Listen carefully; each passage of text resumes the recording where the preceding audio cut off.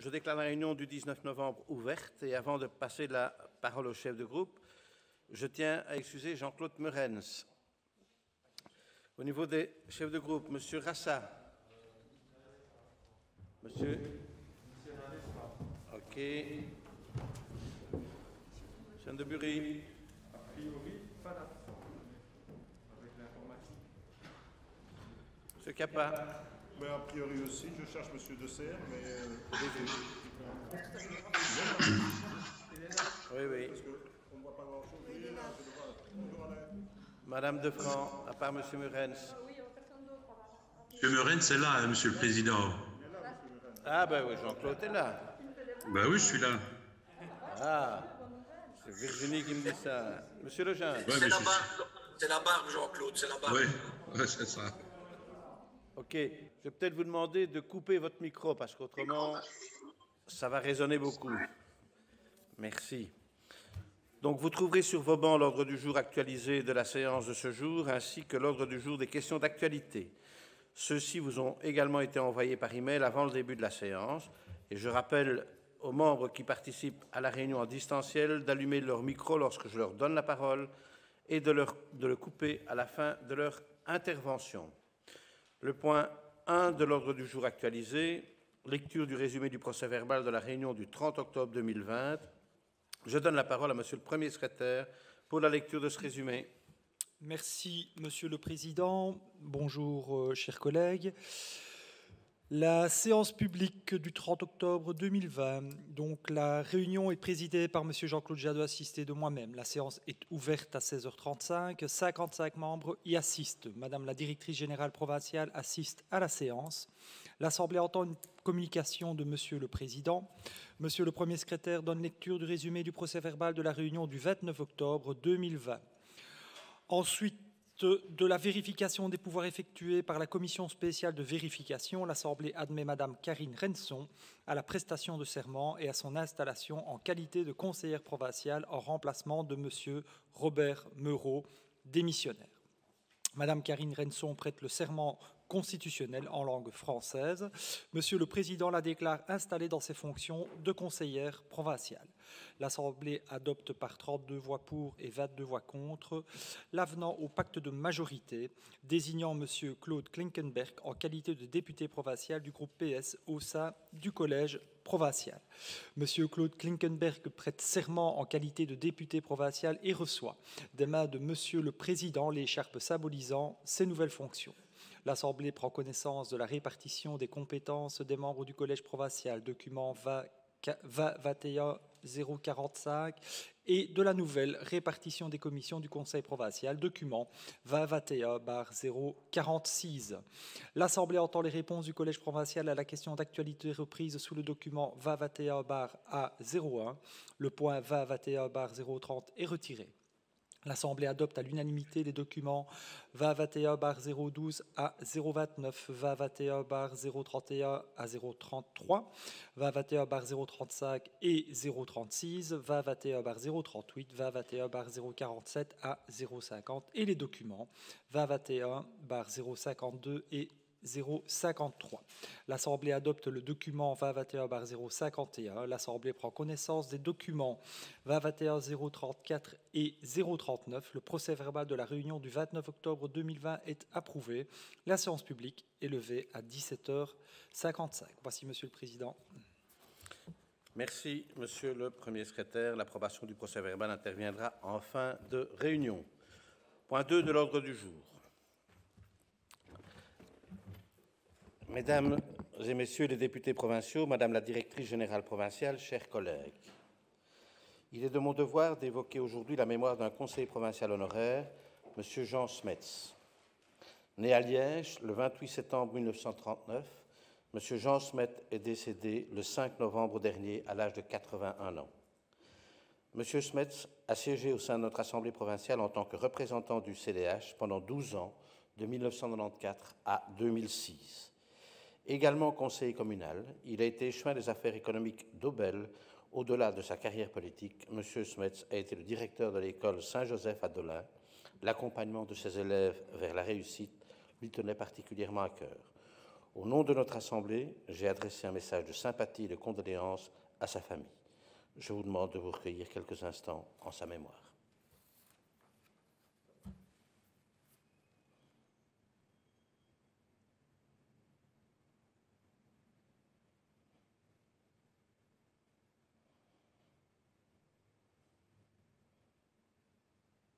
Je vous remercie.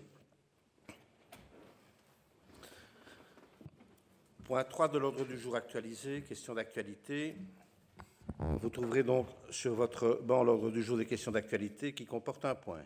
Le document A02, questions d'actualité d'un membre du Conseil provincial relatif à l'avenir du Pass Odyssée Théâtre. Pour cette question référencée A02, je donne la parole à M. Rafik Rassa.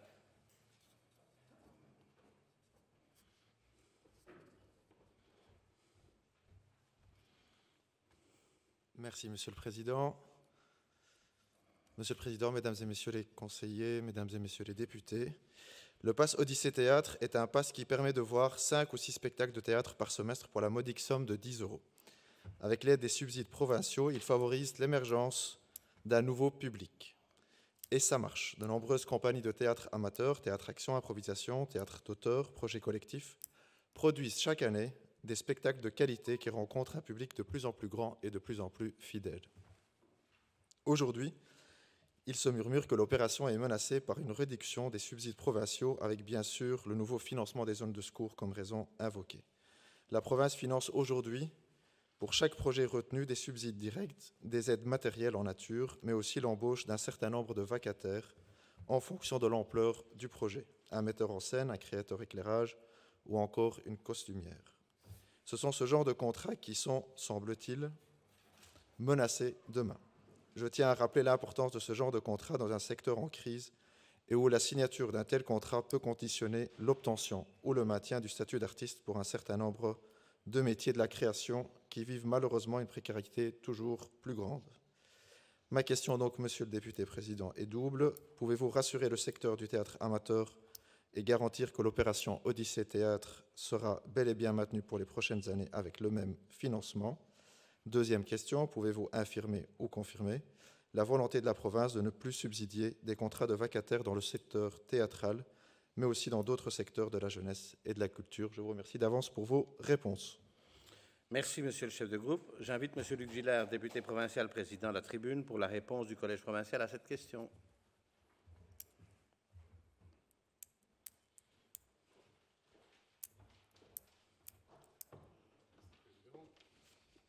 Vous avez la parole, Monsieur le député. Je vous remercie, Président. Chers collègues, comme l'a rappelé M. Rassa, l'opération Odyssée Théâtre poursuit un objectif depuis ses débuts en 2002, de soutenir le secteur du théâtre amateur. Et c'est en moyenne entre 9 et 12 compagnies, chaque année depuis 18 ans, qui sont aidées. Mais l'opération, elle rencontre effectivement un grand succès puisque cela représente entre 1200 et 18 passes vendues. Et vous l'avez rappelé, pour une somme, on va le dire, modique. Déjà en 2018, le constat d'un public fidèle était démontré puisque l'absence d'une campagne d'affichage, permettant par ailleurs une économie budgétaire directement réinjectée dans l'aide apportée aux compagnies, n'avait pas fait désemplir les salles.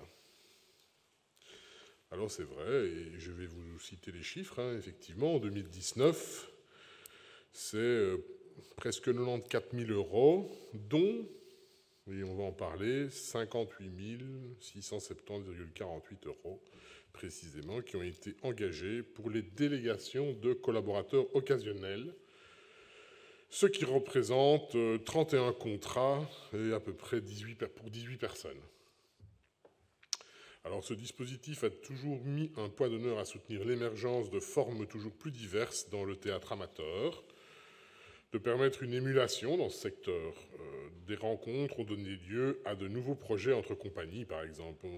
Aussi, l'idée était de croiser les publics. Et dernier point, j'y tiens, à rayonner sur le territoire provincial. Ainsi, des projets sur des territoires comme Dizon, Spa, Anu, Amay, Vizay ont fait partie d'Odyssée Théâtre. est-ce que la réforme des provinces va-t-elle obliger la province de Liège à faire des efforts et à réinventer certains aspects des dispositifs d'aide qu'elle met en place? Oui, évidemment, M. Rassa, ça je ne vous fais pas mystère. Mais, vous le savez, la province ne manque pas de créativité et a sa capacité à rebondir. Alors, mais venons-en au Odyssée Théâtre et à son passe, parce que vous vous doutez que je ne doute pas que vous-même, vous allez nous interroger souvent au travers de cette réforme que vous savez d'importance. Vous connaissez à peu près le montant général auquel on devra arriver en 2024, donc vous ne doutez pas qu'on ne va pas trouver les 45 millions sous le sabot d'un cheval. Donc il va bien falloir les trouver quelque part et il va donc bien falloir faire des choix. Mais quel est le choix qu'on fait ici, en l'occurrence? Et vous me demandez, est-ce que Odyssée Théâtre va disparaître? Non. Je vous le dis tout de suite. Odyssée Théâtre ne disparaîtra pas et son passe non plus. Mais alors, vous me direz, comment est-ce qu'on va faire? Je vais d'abord vous dire qu'on ne va quand même pas, et ce n'est pas du tout la philosophie qui a été choisie par le collège et qu'on partage ici en conseil et qu'on partage en commission, on ne va pas aller déconstruire des choses qui fonctionnent. Dans la philosophie qu'on s'est imposée finalement pour digérer cette réforme, c'est d'apporter des services exclusifs. Et personne d'autre que la province n'aide vraiment ce théâtre amateur comme nous le faisons. Donc, l'idée de le maintenir, elle est là, elle est franche, elle est nette. Maintenant, effectivement, il y a la problématique des travailleurs occasionnels. Et ça, je suis au regret de devoir dire que, qu'allons-nous faire? Plutôt que de mal subsidier, nous allons réfléchir à le bon calibrage, le bon nombre finalement de projets que vous veut soutenir, parce qu'on ne veut pas les amoindrir. Donc on veut les maintenir en qualitatif. Donc peut-être qu'il y aura un peu moins de projets soutenus, mais par contre, les moyens seront réinjectés dans l'investissement en question plutôt que d'engager les travailleurs occasionnels. Il appartiendra aux compagnies de faire appel à ces prestations dont on parle. Et vous savez, le secteur amateur, le théâtre amateur, est un secteur mouvant. Ce ne sont pas des professionnels, comme le dit le terme.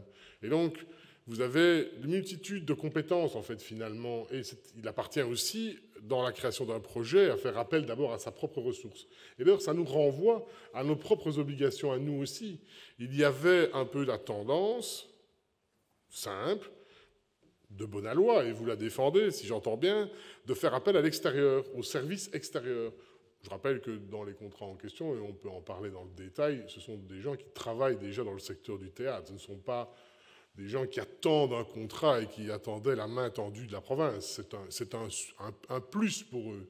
Alors je ne dis pas que personne de Réching sera plus, vous vous doutez. Enfin, quand on doit faire les efforts, que fait-on? On maintient le programme qu'on trouve intéressant et important, et celui qui touche le public, et au bon tarif, c'est-à-dire au tarif du pass, mais on réintègre les moyens dans peut-être un peu moins de projets, je dis un peu moins, et on intègre dans ces projets le financement des aides complémentaires. Et quelles étaient finalement les prestations extérieures? C'était des prestations techniques, bien souvent, d'encadrement, le son, la lumière, le pendrillonnage, vous savez, les costumes. Il va falloir faire appel aux richesses, et ça aussi nous oblige à une réflexion, puisque votre deuxième question, elle touche plus pouvez-vous infirmer ou conformer cette volonté de ne plus subsidier? Je vous réponds. Je vous dis que, indirectement, les compagnies pourront faire appel à ces prestations extérieures. Mais ce sera à elles de désigner quel est le besoin qu'elles ont par rapport au projet spécifique.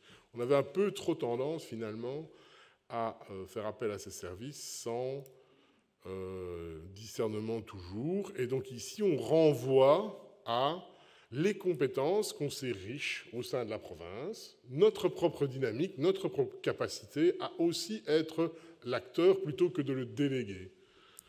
Voilà, je pense avoir répondu à votre question. Je vous remercie. Merci, monsieur le député provincial président. Quelqu'un souhaite-t-il intervenir? Monsieur Rassa.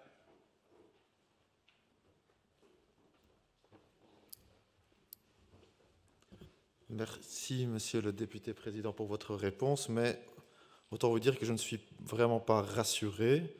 J'entends qu'on doit effectivement trouver 45 millions, ça on le sait maintenant depuis un certain temps. Mais j'entends quand même dans votre réponse qu'on va faire moins en quantité. J'entends la volonté de maintenir la qualité, mais on fera quand même moins en quantité, ça veut dire qu'il y aura moins de compagnies qui seront subsidiées. Et j'entends aussi qu'on fera moins de contrats.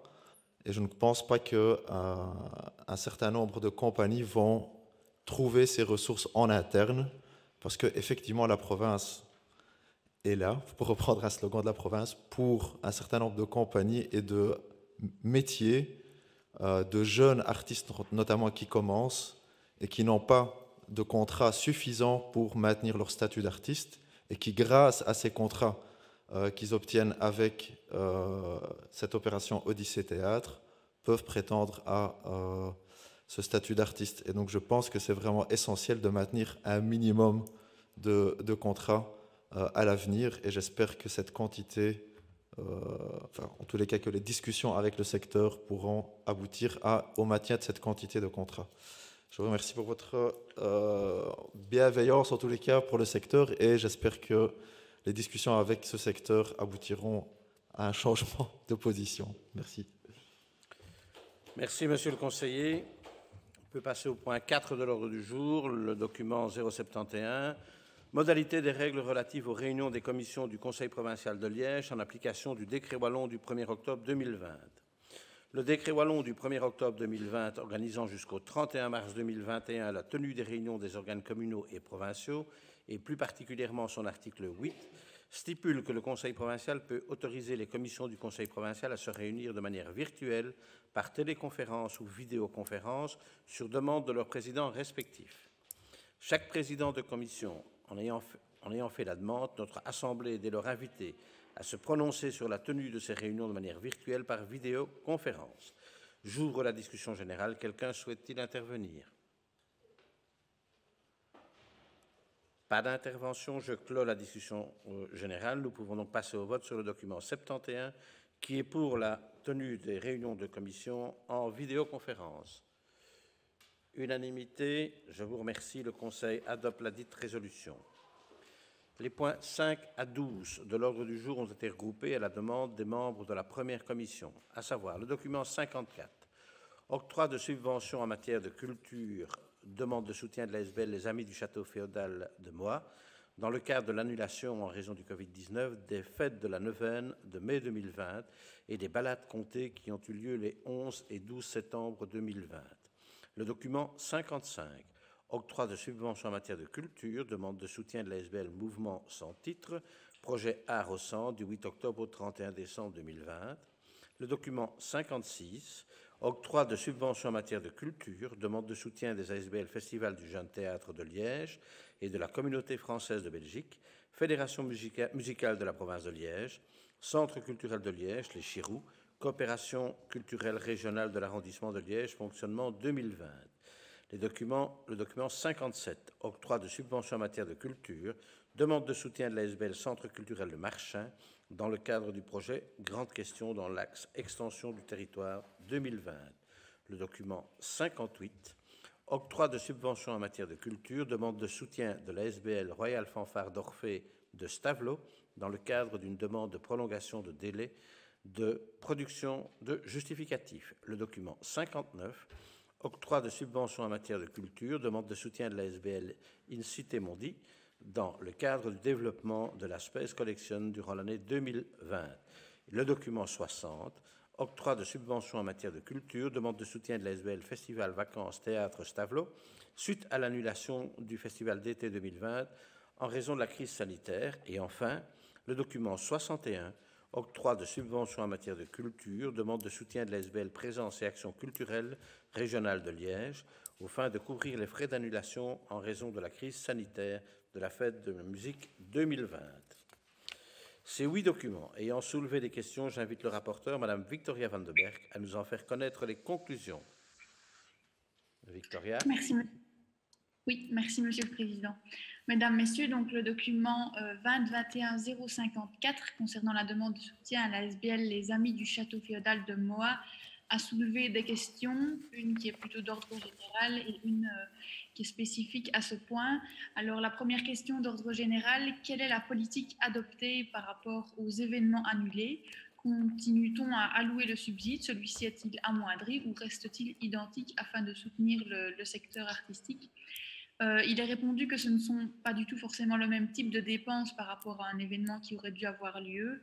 Certaines associations ont converti la somme en fonctionnement, d'autres qui n'ont en charge l'organisation que d'un seul événement ont une situation un peu différente et ce sont alors des frais qui sont dus car les prestations n'ont pas pu être annulées mais étaient annoncées. Et donc à ce moment-là, on soutient l'associatif qui a fait une demande et où il y a des justificatifs qui sont donnés. Une autre remarque plus spécifique porte sur les 3 000 € de frais encourus pour notamment le feu d'artifice, la kermesse du village, le blind test et 2 000 € concernant les balades comptées. Ne devrait-on pas se recentrer davantage sur des activités purement culturelles? Premièrement, ces prestations peuvent rentrer dans ce qui est le culturel large. Et deuxièmement, ces prestations faisaient partie de l'organisation générale de l'événement, du programme. Ce sont des animations qui sont complémentaires à l'activité centrale. Et il faut également souligner que par rapport, ici c'était au cas des artificiers, mais aussi en règle générale, le secteur culturel et artistique est dans une situation très compliquée car quasi aucune prestation n'a été et n'est encore possible. Et alors, quant au document 059, une petite remarque complémentaire a été faite. Quelques rectifications ont été faites par rapport au document envoyé de base, par rapport au poste des dépenses et des entrées. Et ce nouveau document est sur le portail des conseillers provinciaux. Je vous remercie. Merci, Madame la conseillère. J'ouvre la discussion générale. Quelqu'un souhaite-t-il intervenir? Pas d'intervention. Je clôt la discussion générale. Nous pouvons donc passer au vote des conclusions de la première commission.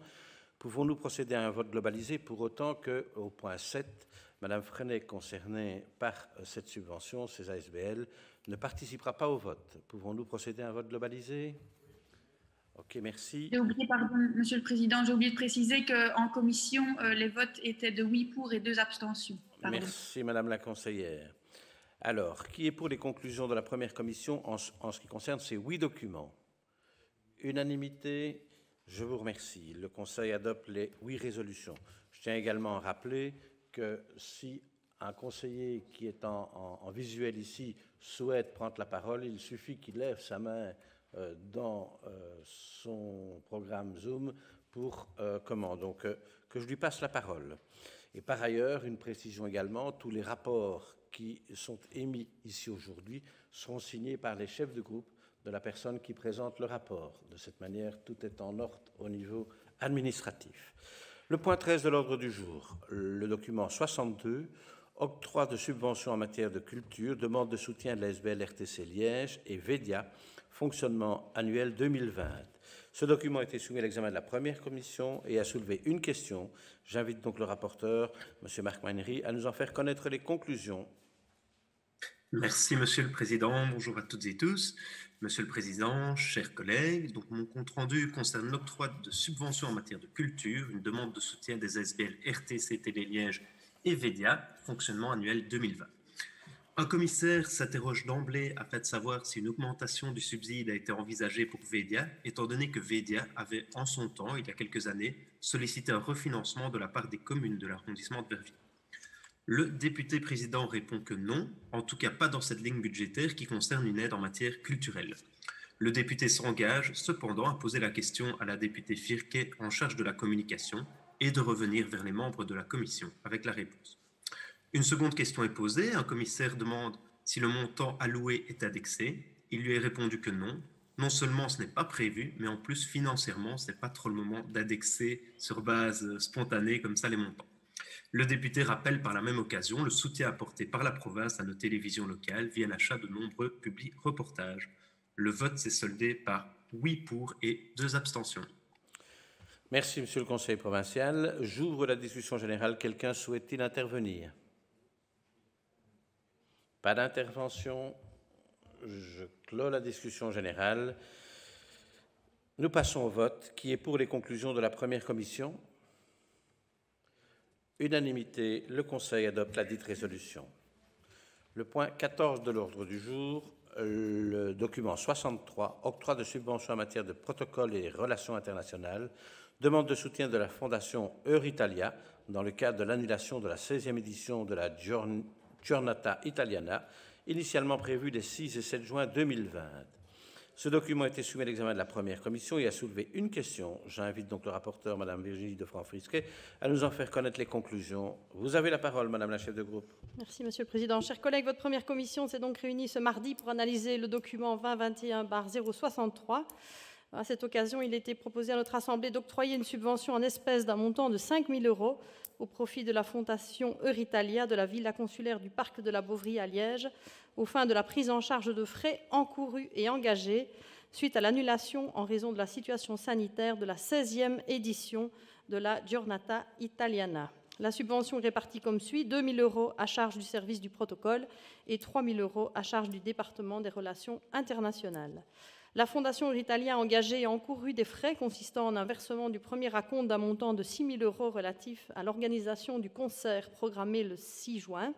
À titre exceptionnel et en raison des circonstances particulières dues au Covid-19, il est proposé d'ajouter un montant de 3 000 € à charge du budget réservé.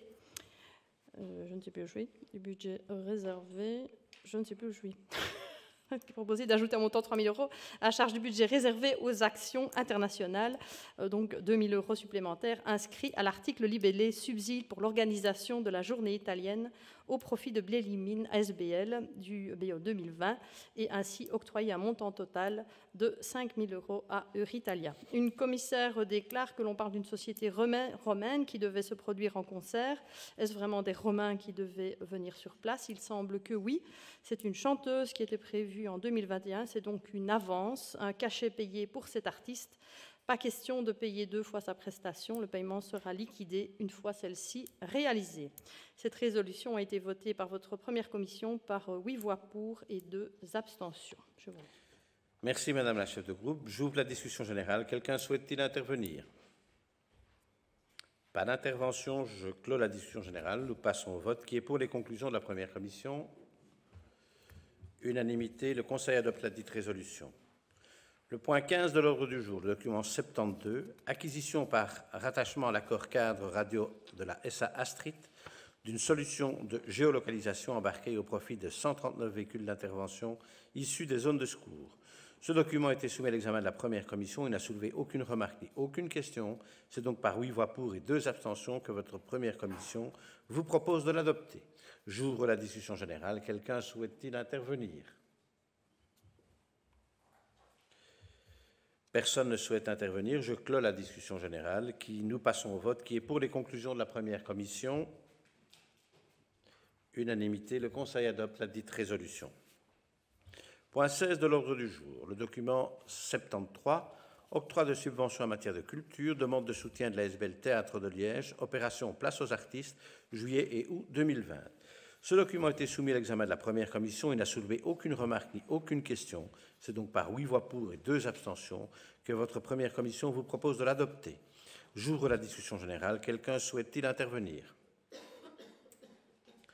Personne ne souhaite intervenir. Je clôt la discussion générale. Nous passons au vote. Qui est pour les conclusions de la première commission? Unanimité. Le Conseil adopte la dite résolution.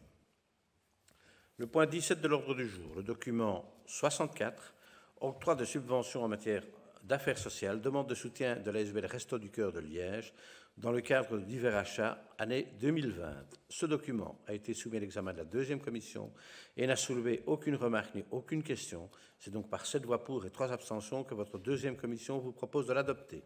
J'ouvre la discussion générale. Quelqu'un souhaite-t-il intervenir? Pas d'intervention. Je clôt la discussion générale. Nous passons au vote. Qui est pour les conclusions de la deuxième commission? Unanimité. Le Conseil adopte la dite résolution. Point 18 de l'ordre du jour. Octroi, le document 65. Octroi de subventions en matière de sport. Demande de soutien de l'ASBL Tennis Sport Activité d'éveil au sport pour l'organisation de stages sportifs destinés aux enfants du 6 juillet au 28 août 2020 au Hall Omnisport de Hamoir. Ce document a été soumis à l'examen de la deuxième commission et n'a soulevé aucune remarque ni aucune question. C'est donc par 7 voix pour et 3 abstentions que votre deuxième commission vous propose de l'adopter. J'ouvre la discussion générale. Quelqu'un souhaite-t-il intervenir? Pas d'intervention. Je clôt la discussion générale. Nous passons au vote. Qui est pour les conclusions de la deuxième commission? Le groupe CDH, le groupe MR, le groupe PS, le groupe Écolo et le PTB. Unanimité. Le Conseil adopte la dite résolution. Le point 19 de l'ordre du jour. Le document 74. Retrait de la province de Liège de l'ASBL, l'Observatoire créateur d'échanges et de transversalité dans le social. Ce document a été soumis à l'examen de la deuxième commission et a soulevé une question. J'invite donc le rapporteur, Mme Isabelle Humblet, à nous en faire connaître les conclusions. Vous avez la parole, Madame la conseillère.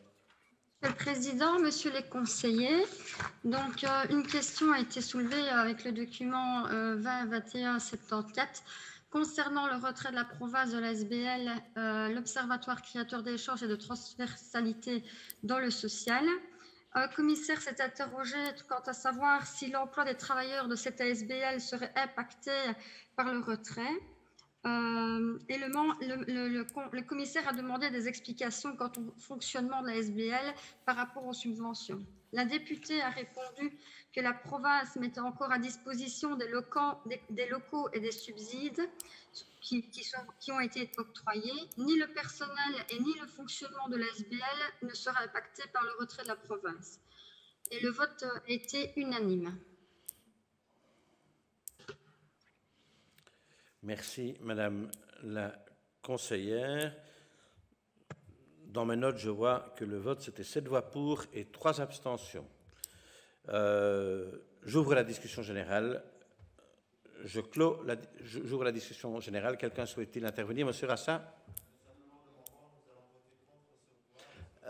Rafik, viens au micro pour nos collègues qui sont à l'extérieur.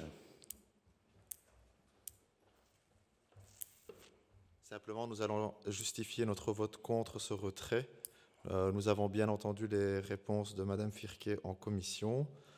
Même si elles se sont voulues rassurantes, nous avons des craintes quant à l'avenir de l'application de la province dans cet observatoire et au CEDS de manière générale. On pense que c'est une chouette initiative que cet observatoire et qu'il faut continuer à le soutenir. J'espère me tromper, j'espère que l'avenir me contredira et que les subsides seront toujours maintenus à la même hauteur et que la région wallonne compensera éventuellement le retrait de la province. Mais en attendant, nous votons contre ce retrait. Merci, Monsieur le conseiller. D'autres interventions? Madame la députée.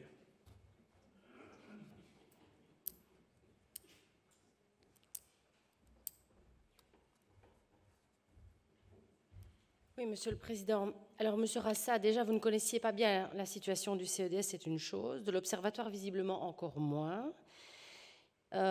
Si les informations ne vous sont pas revenues, c'est bien dommage. Mais donc, sachez que nous n'intervenons pas du tout au niveau de la prise en charge du personnel de l'Observatoire. Ce qui a été dit en commission, c'est que les locaux continueraient à être mis à disposition, valeur estimable à tous égards, et par ailleurs que le subside qui était donné jusqu'ici à hauteur de 6 000 € serait toujours donné à l'avenir. Simplement, il y a une logique au niveau de l'ensemble des provinces de ne plus être présente dans les conseils d'administration de ces ASBL, et donc nous nous retirons en tant qu'administrateurs. Je ne vois pas en quoi, de nouveau, vous criez au loup, je ne vois pas en quoi, de nouveau, la situation de cette ASBL est mise en péril. Je vous remercie. Merci, Madame la députée. Plus d'interventions. Je clôt la discussion générale. Nous passons au vote. Qui est pour les conclusions de la deuxième commission?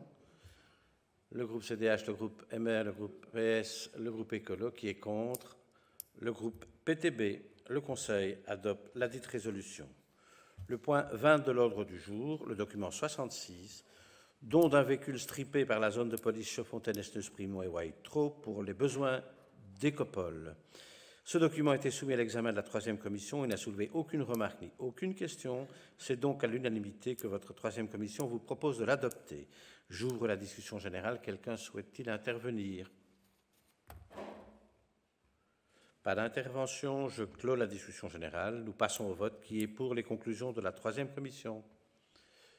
Unanimité. Le Conseil adopte la dite résolution. Point 21 de l'ordre du jour, le document 67, octroi de subventions en matière de développement durable, demande de soutien de l'ASBL Permavenir dans le cadre de la réalisation d'un film documentaire du projet Tandem local. Ce document a été soumis à l'examen de la 4e commission et a soulevé une question. J'invite donc le rapporteur, Mme Caroline Lebeau, à nous en faire connaître les conclusions. Vous avez la parole, Madame la conseillère. Merci, Monsieur le Président. Chers collègues, votre 4e commission s'est réunie ce lundi 16 novembre pour parcourir le document 2021-067.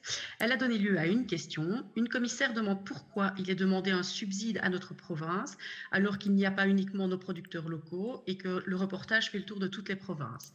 Il lui est répondu que rien ne les empêche de demander un subside à toutes les provinces. Merci. Merci, Madame la conseillère. J'ouvre la discussion générale. Quelqu'un souhaite-t-il intervenir? Pas d'intervention. Je clôt la discussion générale. Nous passons au vote. Qui est pour les conclusions de la 4e commission? Unanimité. Le Conseil adopte la dite résolution. Le point 22 de l'ordre du jour, le document 68, octroi de subventions en matière de développement durable, demande de soutien de l'ASBL Contrat de Rivière-Ourthe dans le cadre d'un projet d'étude sur la dynamique de population de la truite commune dans le bloquet d'août 2020 à juin 2021. Ce document a été soumis à l'examen de la 4e commission et n'a soulevé aucune remarque ni aucune question. C'est donc à l'unanimité que votre 4e commission vous propose de l'adopter. J'ouvre la discussion générale. Quelqu'un souhaite-t-il intervenir? Pas d'intervention. Je clôt la discussion générale. Nous passons au vote. Qui est pour les conclusions de la 4e commission? Unanimité. Le Conseil adopte la dite résolution.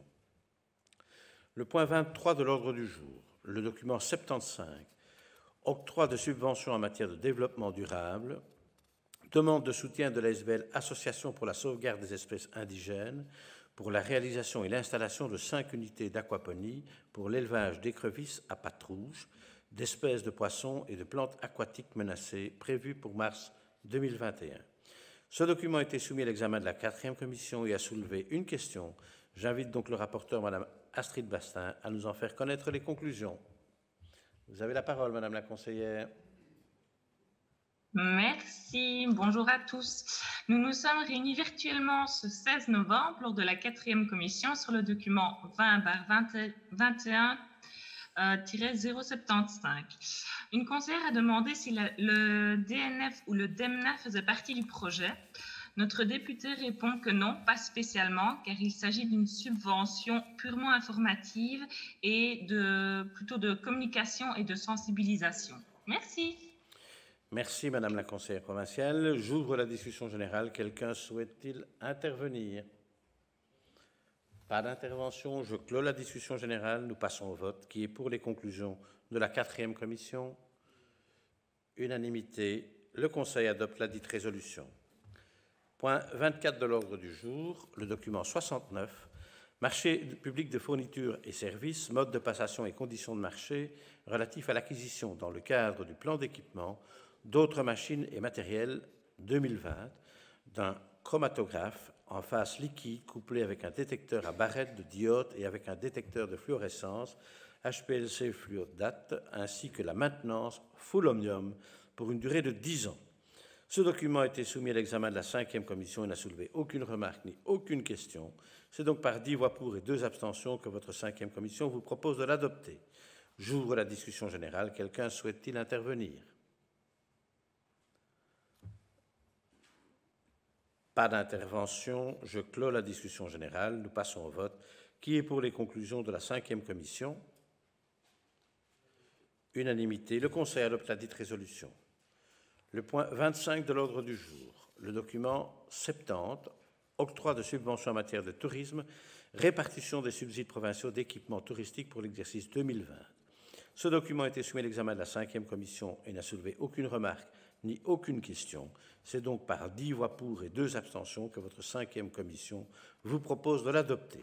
J'ouvre la discussion générale. Quelqu'un souhaite-t-il intervenir? Pas d'intervention. Je clôt la discussion générale. Nous passons au vote. Qui est pour les conclusions de la 5e commission? Unanimité, le Conseil adopte la dite résolution.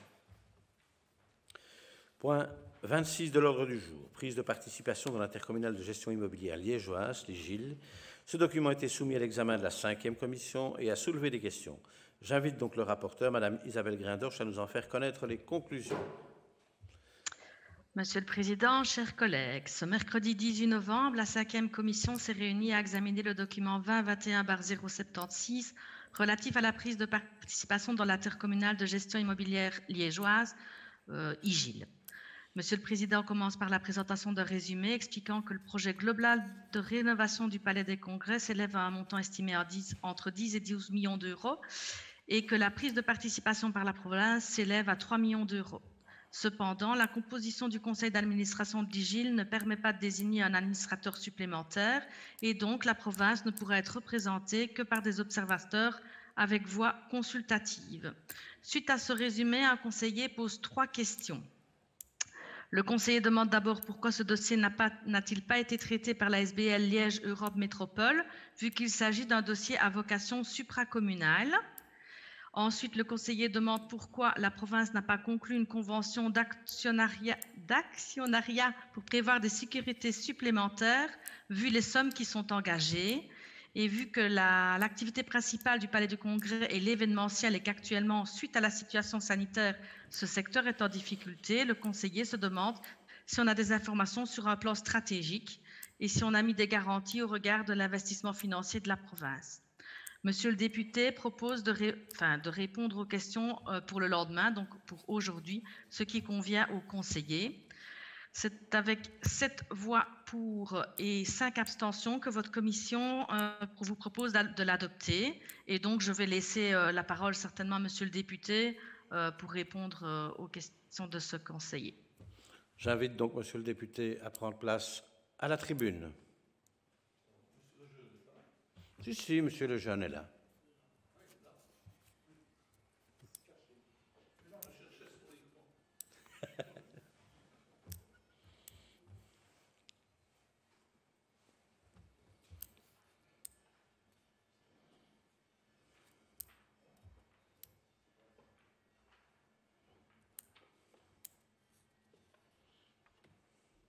Vous avez la parole, monsieur le député. Merci, monsieur le président, madame la directrice générale provinciale, chers collègues. Monsieur le conseiller provincial Luc Lejeune m'a interpellé hier lors de la réunion de la 5e commission concernant la prise de participation de la province de Liège au sein de l'IGIL, intercommunale immobilière liégeoise. Cette demande s'inscrit dans le cadre du projet global de rénovation du Palais des Congrès de Liège, qui s'élève à un montant estimé entre 10 et 12 millions. En effet, en mai 2019, lors d'un collège commun entre la province de Liège, cette dernière nous a sollicité afin que nous puissions prendre une participation à hauteur de 3 millions d'euros. Afin d'être représentés au sein de ces instances de l'intercommunale, s'il ne pas être cantonné à un simple rôle de pouvoir subsidiaire, des propositions vont être formulées. Quant à la problématique de la représentation de la province, en sa future qualité d'actionnaire, il faut noter que d'une part, la composition actuelle du conseil d'administration de l'IGIL ne permet pas de désigner un administrateur supplémentaire. En effet, conformément aux prises en compte de la démocratie, le nombre d'administrateurs de l'IGIL est limité à 7 membres. Étant donné que l'intercommunale compte parmi ses membres que 2 communes associées, d'autre part, le prescrit actuel des statuts de l'IGIL prévoit que les sociétaires d'actions de type C, future qualité d'actionnaire de la province, ne peuvent être représentés au sein du conseil d'administration que par un ou plusieurs observateurs. La province sera donc représentée par 2 observateurs, mais de manière transitoire et dans l'attente d'une modification des statuts. Par ailleurs, durant cette même période, l'IGIL assure à la province de Liège son engagement de se concentrer avec elle et à soumettre à son accord toute décision relevant de sa compétence. Nous avons dès lors aucune raison de douter du respect ferme de ces engagements. Enfin, quant au plan stratégique de l'intercommunal et de sa réévaluation au regard de la crise sanitaire actuelle, j'inviterai probablement lors de la prochaine réunion de la commission, la 5e, des représentants de l'IGIL afin que ces derniers puissent nous présenter ce plan et ainsi débattre de la qualité et des questions ensemble. Voilà. Merci, monsieur le député. J'ouvre la discussion générale. Quelqu'un souhaite-t-il intervenir? Monsieur Lejeune.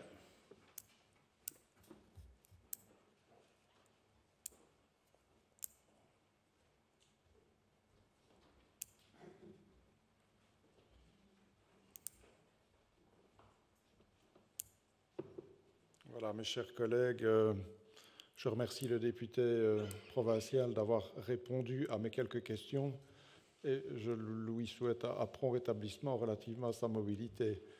Notre groupe s'abstiendra au prétexte que les réponses nous arrivant aujourd'hui, nous souhaitons au niveau de notre groupe tout simplement les analyser et les décortiquer pour arriver peut-être à la décision ou à la position que la décision est prise est une bonne décision, mais donc en l'état, notre position d'aujourd'hui sera une position d'abstention.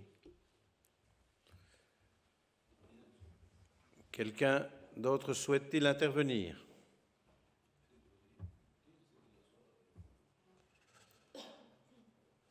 Pas d'intervention, je clôt la discussion générale. Nous passons au vote. Qui est pour les conclusions de la 5e commission? Le groupe PS, le groupe MR. Qui est contre? Qui s'abstient?